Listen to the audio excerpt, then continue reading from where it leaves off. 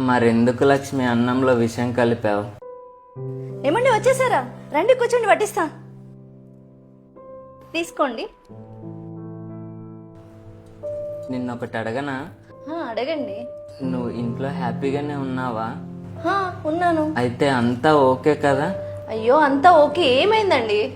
మరెందుకు లక్ష్మి అన్నంలో విషం కలిపావు? అమ్మయ్యా, ఈ రోజుతో పీడ విరగడైపోతుంది. డబ్బు కోసమని ఆ ఎర్రి బగలుడికి నన్నిచ్చి నా జీవితం నాశనం చేశారు.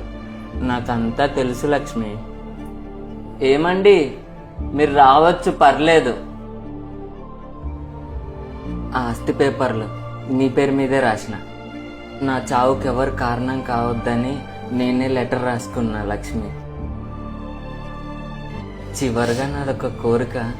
నాకు అమ్మ గోరుముద్ద ఎలా ఉంటుందో తెలియదు. నువ్వు ఒక్కసారి కలిపి పెడతావా? మీకు పర్లేదంటేనండి. అహముతో ఎగిరావంటే మెళ్ళో పూలమాలే రాలే దండ విడిచి ఆ పువ్వులే.